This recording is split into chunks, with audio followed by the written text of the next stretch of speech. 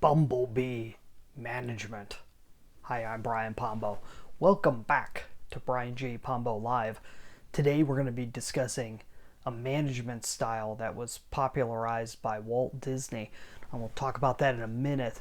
First, I want to tell you that I'm a business strategist. So what I end up doing is I end up working with the tops of most businesses. So oftentimes the business owner, oftentimes the CEO, whoever's really in charge, whoever the decision maker is. And what we start out doing is we line up either a really solid goal that they're trying to reach or a really big obstacle that they're trying to get over. And usually it's a combination of the two, because in your way towards the goal, there's oftentimes some large obstacles that are getting in your way. So as we're kind of laying that out, what we end up finding is that a whole lot of changes need to happen structurally within the business. A whole lot of change, but most of the changes really need to happen in the mind of the person in charge. So if you're a business owner, if you're the person in charge of your business, then oftentimes it just takes it's not heavy duty most of the time. If it's heavy duty, most people aren't capable of helping you with it.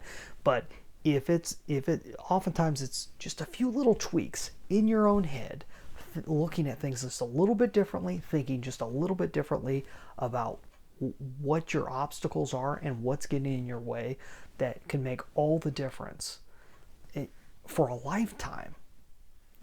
From this point on in your business life, and therefore in your life in general, just a few little tweaks can do it. It can make a huge difference. And I'm going to give you an example.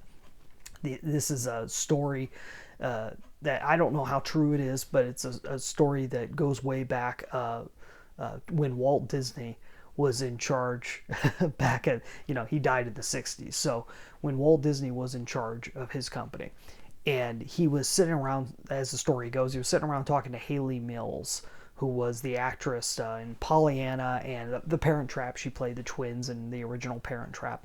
And she was asking, so what is it that you actually do at the company? Do you run the cameras? Do you do that? He said, no, I don't do any of that. Do you draw the cartoons and everything? Well, I used to do more of that in the old days, but not so much anymore. That's not as much what I do. She said, well, what is it exactly that you do?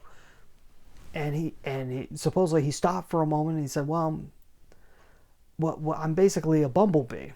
He says, I go from different parts of my organization and I spread pollen around. And if you ever hear any stories about how Walt Disney worked, at his most ideal, obviously there were parts that he didn't do as well, and parts where he didn't work as well with the people. But at his highest achievements, what he would do is he would come in when things were really working well. He would come in, and he wouldn't tell people how to do their jobs, but he would go, he'd look at what they're trying to achieve, he'd look at what they're doing, and then he'd just make little comments. Well, why don't you try doing this here? Why don't you do this a little bit differently here? He was almost like a consultant from the inside. And here's my question to you. I've seen how a lot of different business owners and executives handle their employees and handle the teams of people that they work with. Do you go in trying to control everything in a sense and kicking things over and telling people what they're doing wrong? Or are you going in making subtle suggestions, suggesting this, suggesting that, maybe having a discussion, a little bit of back and forth about what a better way of doing it? Or do you put your foot down and say, well, we're going to do it this way because I'm the boss? How do you handle those things? And there were times, I think, when Walt Disney, because I've been a bit of a student of the man, I think there were times he kind of pushed his way around, and it probably didn't create the best situations out of that. They didn't come out with the best product in those situations. But the times when he was at his best was when he let the people do their job, when he put good people together with each other. Oftentimes they'd have a little bit of creative friction, but other than that, he'd come in and just make a few little points here and a few little points there. He wouldn't overstay his visit, and he'd move on to the next group. And he did that throughout his entire company. And the places where he did that right, you see some of the most beautiful things occur.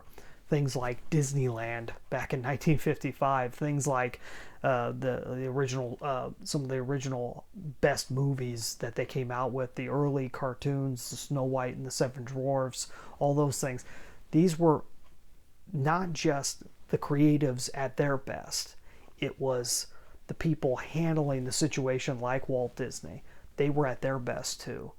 And where I've seen people that, to the extent that executives can lead that type of ideal in their own business, to that extent, I've seen great things happen.